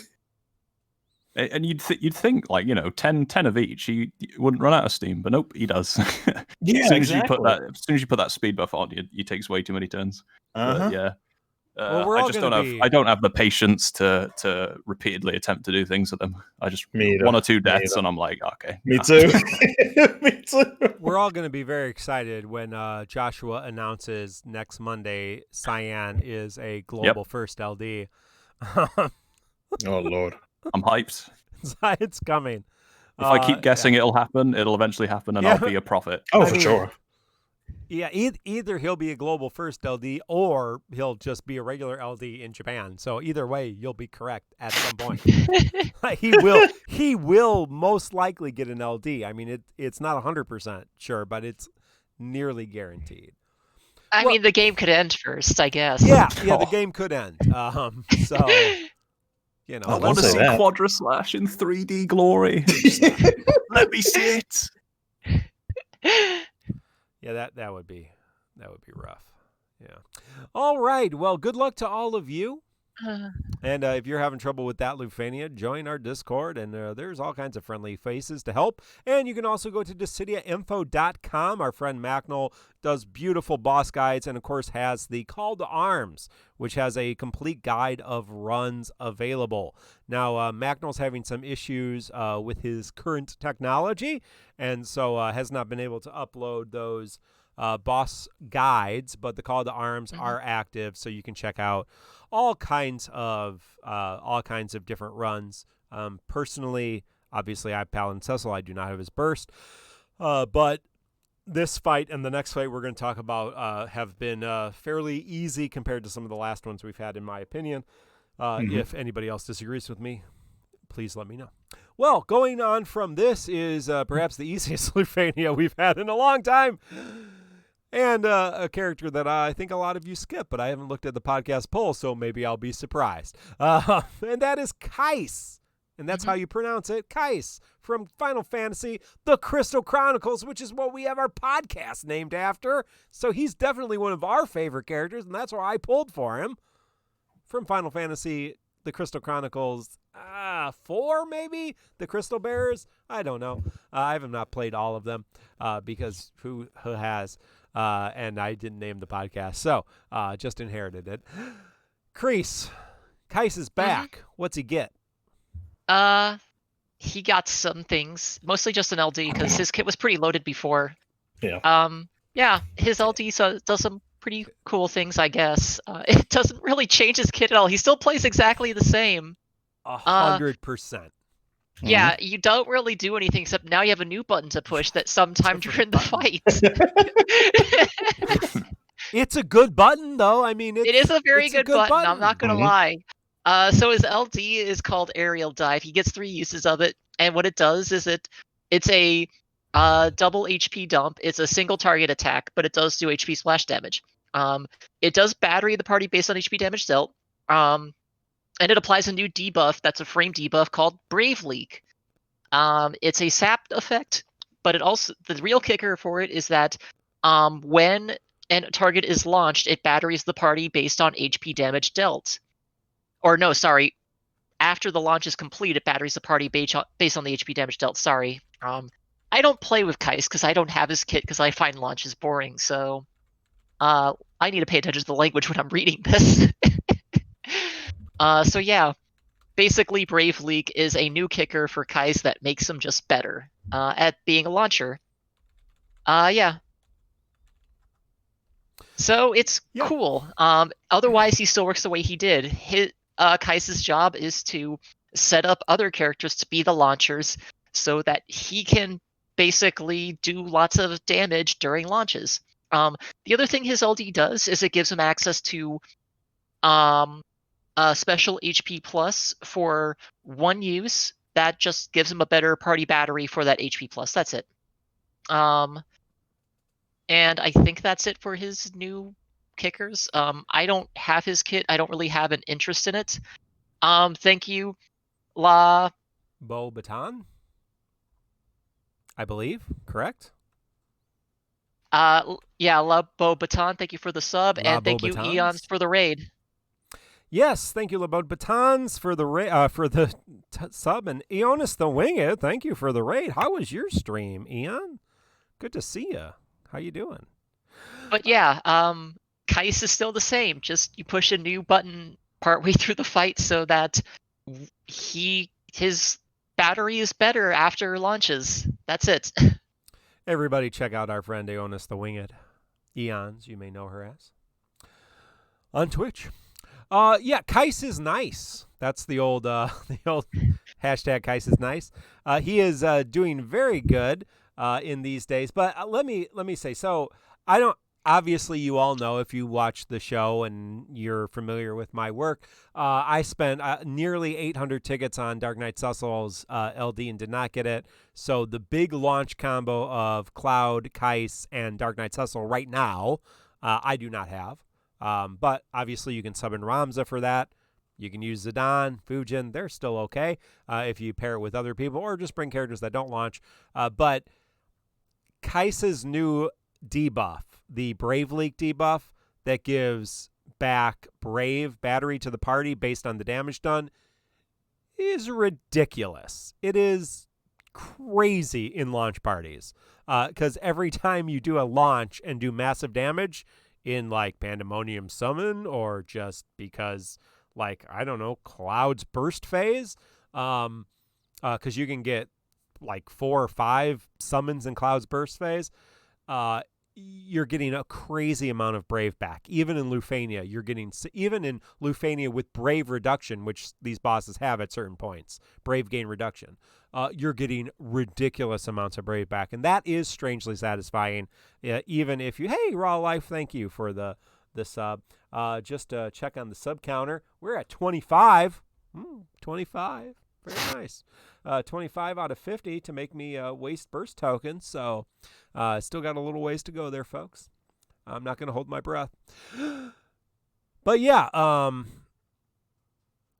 Dark Knight Cecil, Shalaster does the increased Brave damage. Also has more launches than Ramza. But if you don't have Cloud's BT, Ramza's BT acts as another launch and an extra damage phase. So I think you can play around with it.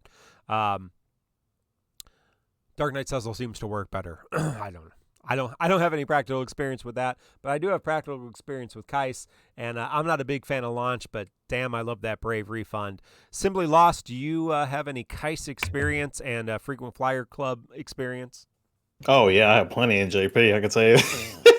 His Brave regen is it's just that good. Especially if you were to bring that, if you were to have somebody else,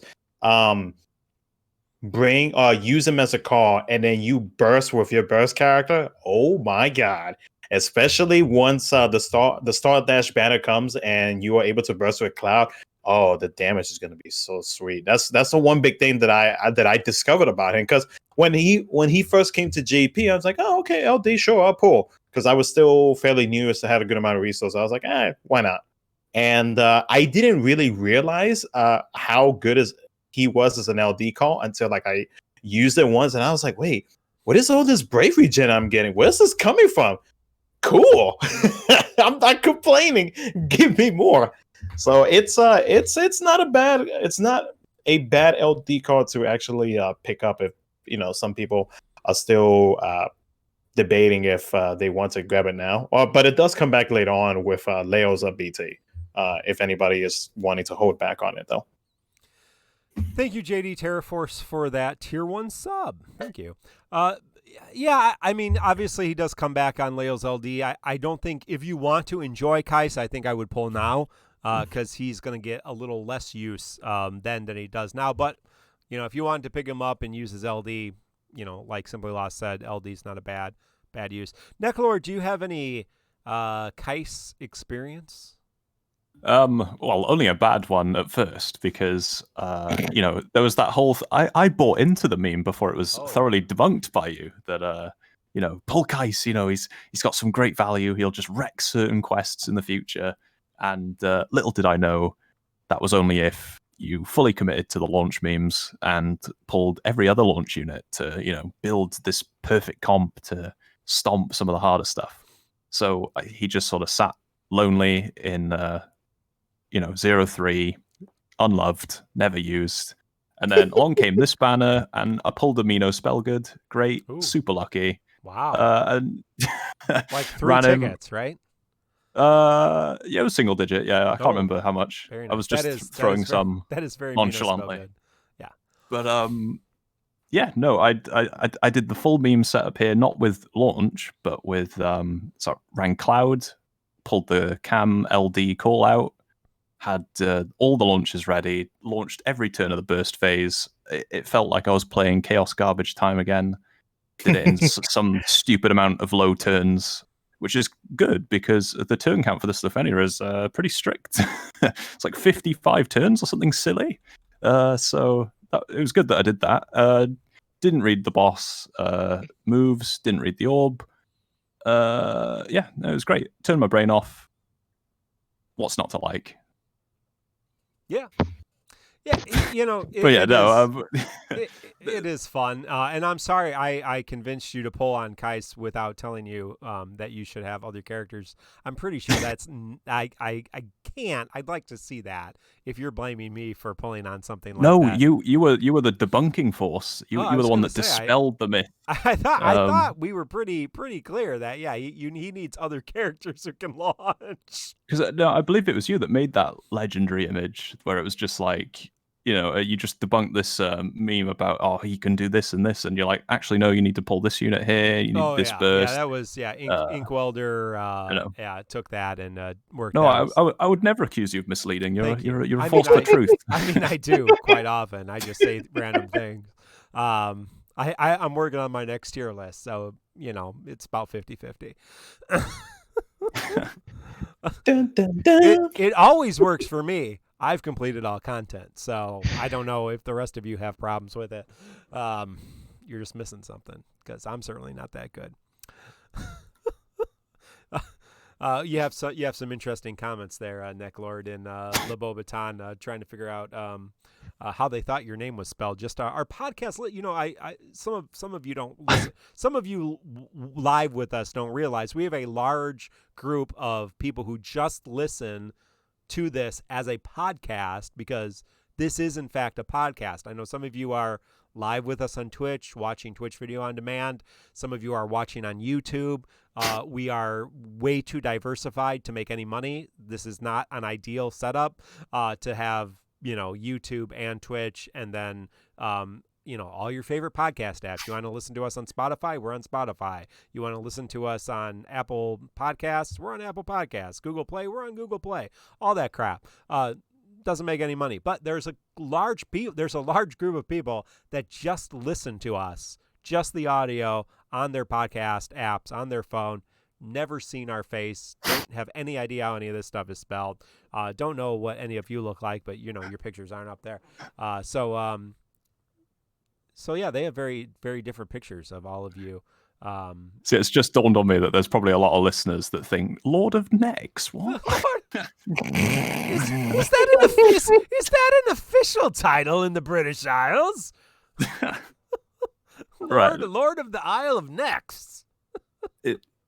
I'd request that you indulge me on the tangent here, but I can briefly tell you the origin story of why I have this name. Please, I think at this point we need to know what all that's about. So basically, there's a minor villain in the Suikoden games called Necklord, and my friend and I had a quite heated debate about what the neck meant in Necklord. Because basically the character is a vampire and he summons zombies and stuff, some of his abilities. So we were like, is he neck lord, as in he's a vampire that bites people's necks? That was what my view was. Or is he a necro lord, someone that summons zombies, which is what he does. Both points. Nice. Yeah, both points are valid. So, we got heated. No one had any proof and there's nothing official about what it means. So my friend emails Konami, the company behind the game, and is like, puts this whole bilge about this like heated discussion and how it's super important that the answer's found, and we just get this. Oh, hold stupid on! Before you get the reply, can I make a guess to what it was? Do they tell you what it really was? They replied. Does he like Necco Wafers? Is that it? No. What? Are you familiar with Necco Wafers? That's an old timey candy. Yeah. That's an old timey candy from here in the States. Necco Wafers, they look like wafers. They're made out of chalk, and they taste like chalk. And 100 years ago, that's what people thought candy was. And so you just chew on your Necco wafer. They taste like garbage. Go to the Cracker Barrel sometime, and you can probably get a roll of Necco Wafers. They look like dude. Yeah, they're big, nasty. Yeah. They taste like chalk. Yeah, it's like kind of like a piece of paper in a way. Yeah, they're awful, and no one likes them. No, Retro Gamer Dad, who is also old, says they're not bad. No, they're better than cancer. I mean, We're so deep in the tangents now. no one's like, Yeah, I don't know how we got here. no one's like, oh, this Necco wafer, I wish I was dead. No, I mean, man, I need a, colonoscopy. No, I mean, no, they're not terrible, but they're not great compared to our modern candy. So what did Konami say? I'm very interested in this. Right now, I'm fully convinced the guy at the Konami office is just pure chaotic evil, because the answer he gave is that it could be Necklord, but it could also be Necrolord. That was his answer. He just left it ambiguous. He's like, I don't have no idea. I thought it sounded cool. The debate has never been resolved to this day. But I just wheeled the name because it's just funny. And there we are. Even though it sounds stupid, I run with it. No, it's very fascinating. I mean, not all necromancers are vampires. Not all vampires are necromancers. But all vampires like necks. So there's something there. But maybe one day Konami will decide now is the time. The people must know. Yeah, and if you want to read my vampire novel, you can go to Amazon.com, and it's called Sons of God. So check that out. I think it's still available on Kindle. And all your fine retailers who sell books, which is like some dude in the bookstore that you have in your city. And that was possibly the most unexpected plug I have ever seen. I know, right? You'd written a novel. I have actually written a novel. It's published. You can read it. Whatever. But you gotta throw it out every once in a while. I mean, any money you get helps, right? In these difficult times, which I have all kinds of money. The government's sending me $7,000. I'm not struggling. But do sub, because that does help the podcast. Perfect time for a rebrand. Get an audiobook version. Get him to 50 so you can use BT tokens. Yeah. I did think about doing an audiobook version and then writing. There's a whole series. But then I had kids, and that takes time. Then I started a podcast. Garbage. What can you do? What can you do? No, Takes all your time. It's a lot easier than writing books, though.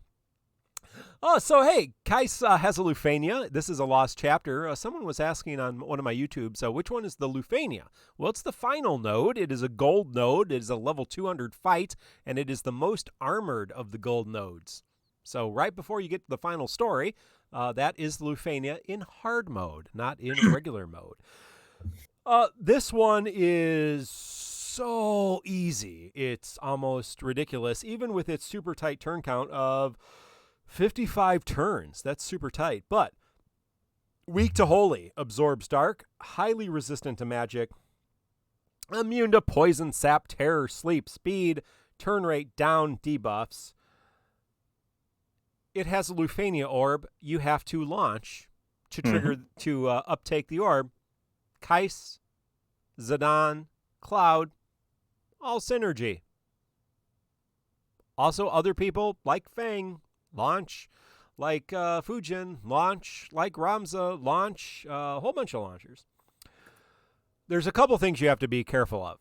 When they get into Sylvan Union, they will basically buff each other, and then they'll jump in front of your turn and do massive damage. You need to launch to break that. They also get a green aura, which gives them high brave damage reduction, and an HP poison aura. And those HP poison auras can be nasty. You need to do about 200,000 damage in a launch to dispel that aura. So all of the mechanics for this fight the orb, and both of the other boss mechanics, all launch related. You need launch. Thankfully, we have a lot of people that have launches, and several of them are fairly good. Hey, Shalaster, thank you for the Twitch Prime sub. We're at 27. Just if you're keeping count at home. I don't know why you would be, but if you are, that's where we are. Where are my notes here? Yeah, so they're all launch related, and I brought Paladin Cecil, no BT, Cloud with his BT, and Keiss with his LD. And I think I killed them in 19 turns without them taking a turn because screw them. And I saw a lot of other people do the same thing, and also saw a lot of people bring a lot of crazy-ass teams. So, Simply Lost, how did you approach this fight? Well, I have not done it in Global just yet. But from what I remember in JP, I went with Cloud, Keiss, and Ramza. Yeah, it's kind of like the typical like the team that you would see, but like just straight launching shenanigans. That Lufania fight was such a breather. Like it's a nice break before the upcoming Transcendence. Yeah, and but it's a lot of fun. It's like if you need to bully a boss and you have the right unit, if you have launcher units, that's the Lufania fight to go to. Well, I think this one seems very easy because there's just one thing you have to deal with. I mean, yes, there are technically three mechanics. Now, the Sylvan Union, you don't have to worry about because you can probably kill them without giving them a turn or paralyzing them or whatever. But, all three of the mechanics are launch related. So as long as you have launchers, you're fine. We have calls that are launches. Obviously, if you have Dark Knight Cecil and Keiss and Cloud, they're dead. Necklord,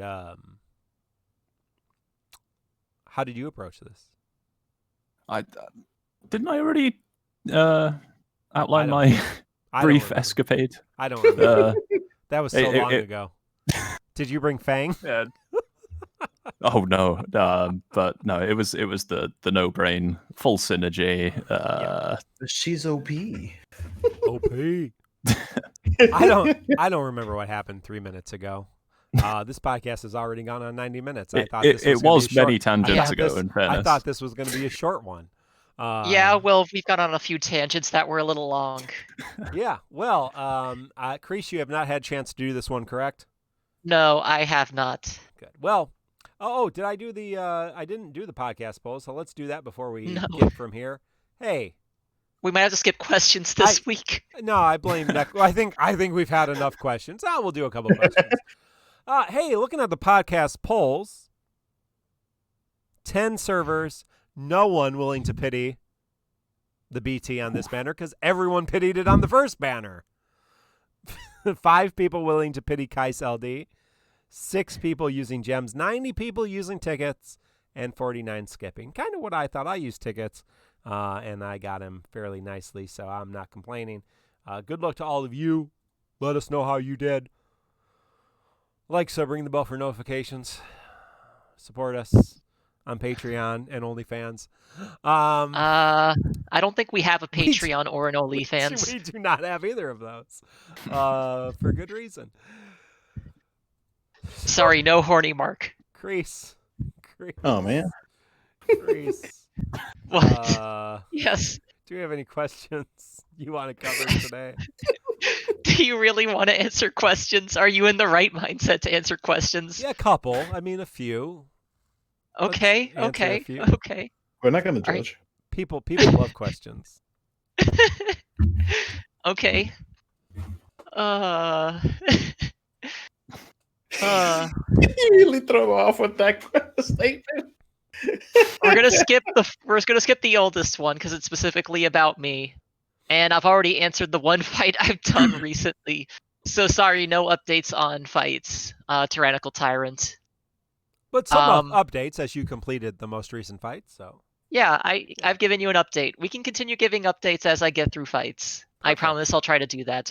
I have been popping some updates into the TCC supporters chat on the Discord as I get caught up. So when I did, for example, when I got the Dimensions End 20 done, I did pop that update in there. So I've been trying to do that. Let's see. I'm going to skip a couple of these questions and jump to certain ones. Theologica asks about Japan. Do we want to answer that one? Sure. Simply Lost plays the Japan version of the game, so why not? Japan has now gone through about 3 to 4 batches of BT Plus releases. I don't even know what BT Plus is. While each batch features 2 BT Plus weapons, only one of them is mechanically relevant to the events. The other one is just some minor fine-tuning of older BT characters to make them more usable. Mm-hmm. Which would the hosts prefer, for GL to stick to JP's schedule, or to introduce a different set order to second BT Plus characters so GL can have its own identity to the starting of from the BT Plus era? I don't know. Yeah, I am, she, they. Those are my correct pronouns. I think what this questioning is the second coming of Saz. Yes. And I'm all on board for that train. Zaz BT Plus. But in that disruptive sense that like he just completely just shat on everything, like and had to therefore have content tune around him. Rejigging it would depend, I guess, what releases in the future, because there's probably going to be more powerful BT pluses in the future, but they won't necessarily be geared to the orb of the previous event. Well, so I will say that in the 3rd anniversary for Global, they did announce that EX weapons were to be getting a rework, and I'm hoping that would be enough to try to. I feel like they will probably introduce new materials to try to make it into EX or something like that. But I think that's probably how they are going to probably make older characters who would not get a BT, make them maybe on par with them, or maybe they might just like introduce a new type of weapon, which I'm kind of hoping they don't. But seeing as how this is a gacha game and it's a business, I kind of feel like they might go that way, but we'll see. But with EX weapons getting some type of revamp for all characters, I feel like they might start off with that before they introduce any type of like new weapons for those for the non-BT characters. Thank you, Theologica. I'm all for mixing up BT Plus, especially the secondary BT Plus, mixing up those orders. But they have gotten away from that. But if we get global first BT Pluses, why the heck not? Why not? Sounds good to me. Keiss, is there another? You want to do a quick question? Yes. Okay, Daniel asks, what's your favorite villain to use in the game? I've kind of commented about this a few times, but XDeath's been my favorite to use recently. By far. I found him the most useful in difficult fights. His kit just works. It's pretty like just... It fits for anything. It's hard to lock XDeath out unless the boss is just immune to debuffs. XDeath works. I've been having fun with him. My favorite villain is Hope. Simply Lost. Who's your favorite villain in the game? What in the world? No, mine would have. I mean, if I really wanted to stick with the favorites, I would go with Sephar. But for default, I would have to say Garland. I think Garland is he is in my type of area of like destruction and power and fighting all the time. Yeah, he's definitely my favorite villain for the Upper Omnia series. Necklord, I know that you're not a big fan of villains, because as a Brit, you are always on the right side of history. So, but can you lower yourself for a second and tell us who your favorite villain in the game is? Why have you got to wound me like that? Oh. But no, you'll probably be quite surprised with this answer. As much as he's like just not viable at all anymore, I always enjoyed using Seymour in a lot of things, because I always found that just the sort of cadence of how he shifts between like all the follow-ups and Requiem is really cool. I always liked slotting him in where I could, but I suppose more recently, probably Camlanor, I guess. So, does he count? I haven't played 11. He is a villain. He is a main villain in the game. Yeah, no, with he's 11, not the like, first weapon, but... I don't know what it is. 11 just has a bunch of characters that look cool, and I just sort of pull them for that reason, even though I've never played 11.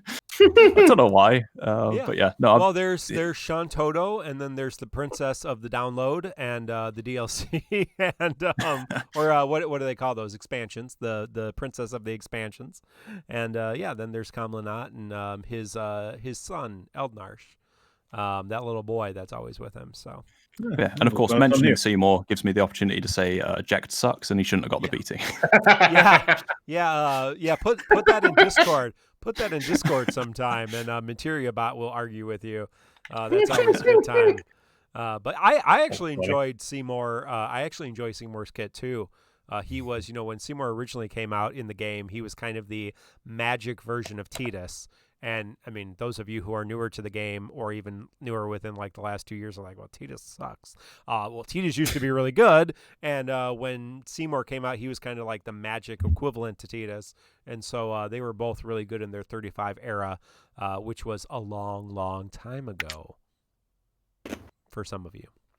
But apparently, everybody here has been playing pretty much since day one. So, all right, Keiss, let's do one or two more. We got some time. Sism asks a kind of silly question, but let's answer it. Now that Paladin Cecil LDBT is released, what scrub units are you going to drag to Lufania? Because they've already seen Peasel Porum Palum clear of the current Lufania. Oh. Nice. I hate those two. I may have to suck it up and get Porum for which one's the girl? Is that Palum? No, that's Porum, right? Porum is the girl. Yeah, so I may have to get her because her LD is ridiculous, and she's Lufania plus easy button. So always good to have those kind of characters in your back pocket, even though I hate the freaking twins. I hate all twins. It's not particular to them. I mean, all twins in general. It freaks me out. No one should be a twin. I'm joking. Of course, if you're a twin, if you're listening and you're a twin, I love you. You're great. Obviously, my too late. Are you a twin, Necklord? Twin? No. Oh, okay. It's like, that was going to be exciting. I was a twin. Long story. No, I am not. Nani? I am separated. My brother and I are separated by 11 years, so not twins at all. What was unless something went really wrong during development? What was I only play? Yeah, ooh, that was rough. My mom carried me for 11 more years. It's a weird Black Mirror episode. I don't carry any PUDs through Lufania because I pull on every banner. Simply Lost. Do you like to pull crappy bring crappy characters through content? Yeah, and Keiss might hate me for this, but I did pull for XDiff when he got his LD and Global. Actually, no. Originally, when he got his EX, I saw everybody was going to avoid it. I was going to be like, you know what? I'm going to be that guy to pull for him. No regrets. I actually had a lot of fun using him. XDiff's good. Well, I wouldn't go that far, but Zerathi. You can disagree with me all you like. I'll hold my own beliefs. He is fun. No, he is fun. He is fun. Have you heard the good news of the Void? Yeah, Zerathi, I apologize. Elfanaw and LSA, I actually do kind of like them. So they are twins. I forget that they are twins in the Final Fantasy realm. So yeah. Necklord, any man, are there any characters that you might bring through content that's difficult that aren't very good? There might be one samurai. What's his name? Can we get some crabs in the chat? I mean, it might be it might be a guess, but maybe it's Orin. Yeah. Oh man. Ooh, that would be no. He's just he's just too much of a boomer, Orin. We need someone. Much of a boomer. We need someone with a youthful vigor, and I think that would be best dad Cyan. Best dad Cyan.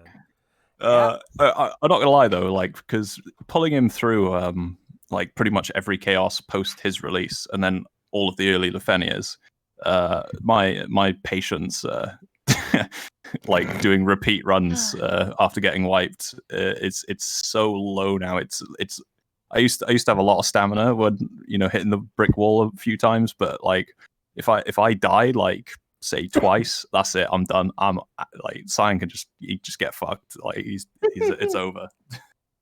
But with Pestle now, I can just carry him and not care. I'll just not die. So great. Yeah. Mike, thank you for the sub. If your name is pronounced in some way that is not representative of Mike, please let me know and I will say it correctly. But that's what I'm going to go with right now. Thank you for the support. Appreciate it. All right. Well, I think that's enough for today. You can always give us your questions at Podcast Questions on Discord. TCC Podcast for all the links to our social media and to our Discord. And it's in the links below, whether you're on a podcast or on your Twitch page or on YouTube. All of our links, including the beautiful links to all of our hosts, Keiss, Arrow, Simply Lost 30, Necklord, all of our friends. I have all their links in the descriptions. Oh, thank you for the gift sub. Very, very much nice. Very, very nice. And I'm serious, folks, and this is just general. If I do really like to make sure people's names are pronounced correctly. And so please do let me know if there's a better way to pronounce your name, because I'm not good at pronouncing names. And if you've ever heard the podcast before, I think you probably know that. Hey, JD Terraforce used 2,200 of his Twitchy things to ask a question, and so I have to stop the show and answer the question because that's a thing that I did. And you can do that too with 2,200 of your thingies for the stream. Yeah. What does everyone do with excess ×2 and ×3 experience books? Great question. I don't use ×2 experience books because I hate them. I use ×3 experience books, and I have a lot of gems, so I continue to use only ×3 experience books, and I don't have any extra because I just use them ridiculously. I would never run anything without a ×3. Oh no, with the experience books you're asking specifically. I was talking books, etc. In general. Yeah, what do you do with the extra experience books? Hopefully you listened to our advice and you did not buy a whole bunch of the ×3 experience books before the boards were done. I mean, if I'm running some boards, some catch-up boards, I might pop a ×3 book if I have one left, or a ×2 book. But besides that, experience books are not really useful. Simply Lost. You have anything you might do with experience books these days? Do you even use them in Japan anymore? No, I still do because I still have a few characters that I haven't finished some on boards. Fair enough. Yeah, So, new characters. Thanks, Obama. Yeah. Well, new characters definitely for sure. I mean, unless I have the excess points, but I'm very weird with my summon points when I know that I can easily just max them out immediately. But I'm very weird whenever I see the points going under 10k. So I just go ahead and just farm up the character. So that's when I use my book. Yeah. Necklord, any thoughts about experience books? I just accumulate mountains of them. They just never get used. How do you even see how do you even see how many of these dumb things you have? You have to go to support. I have way too many, more than I'll ever use. I don't even know There's just so many books. I can't even see the floor anymore. There's just so many books. You should probably just donate them to a person in need. Donate them to science. Yeah, so I'm sitting Donate at, them to your local library. I'm sitting at 147 relics, 2 times relics, 131 2 times books, 206 guild books, 206 XP books. And those are just the 2 times books. I have 3 times. And interestingly, those are actually all copies of Mark's vampire novel. Those are. I actually do have quite a few of those as well. I actually do have a case of those in my office somewhere. So I do. I did sell a whole bunch, but yeah, I do have a few. I do have a few extra from the first printing. So yeah, that's not a joke. That's a real thing. You can Google if you want, if you're into that. So. 300 XP books. Yeah, Mike, yikes. Yeah, I think that's where we all are. But yeah, we all found out that I wrote a book. I'm a man of many talents. Many talents. Many talents. Yes, the book is called Sons of God. If you look up Mark, Sons of God, you should be able to find it. Yeah. Very vampire-y. Lots of vampire stuff. Love vampires. Big fan. That's why Vincent's one of my favorite characters, because he's kind of like a vampire. I've just done that out of curiosity, and unfortunately, I've only come up with the Gospel of Mark. I did not write that. That is what I'm named after. But that is not you actually hold on a second. Again, I'm not sure if it's I'll find it. Here we go.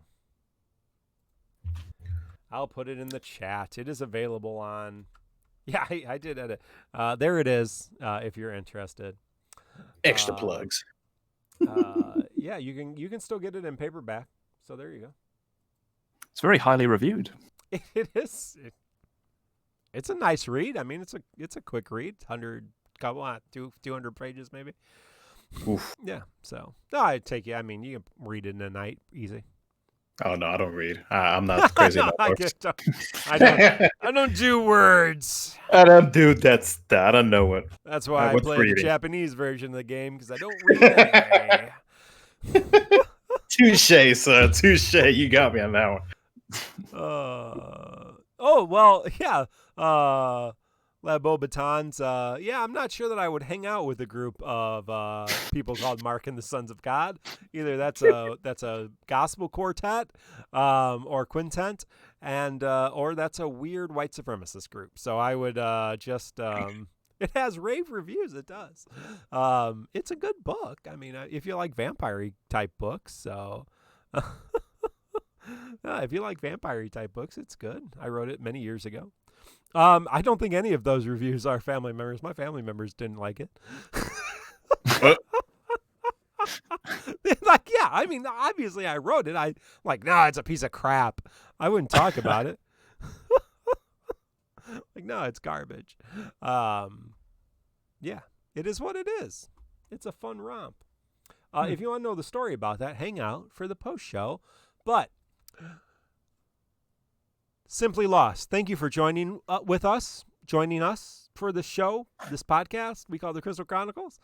How can we get in touch with you? Is there anything coming up that you want to hype up or share?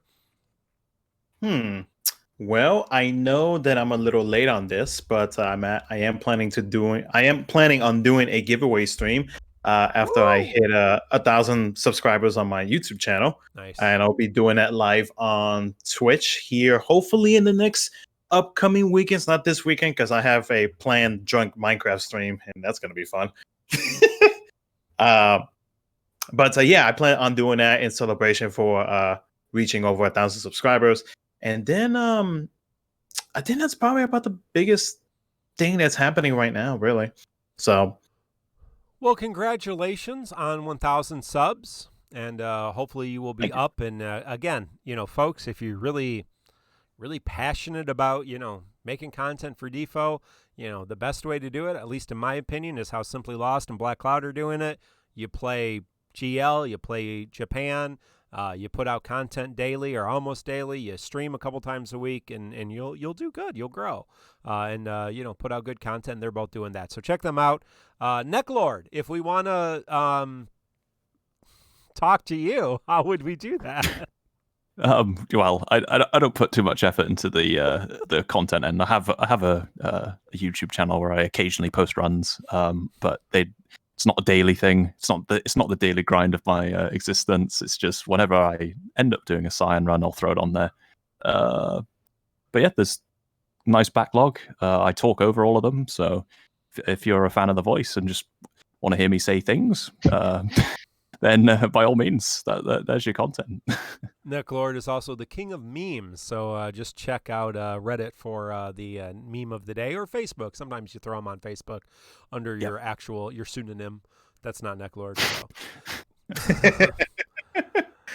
And Keiss, anything you want to shout out before we end today? I don't think so. I think everything has been said or memed enough. Well, thank you. This has been episode 144 of the Crystal Chronicles, your Dissidia Final Fantasy Opera Omnia. Like, sub, ring the bell for notifications, support us on Twitch, TCC Podcast for all those social media links, and join our Discord. Recorded this March 18th, 2021.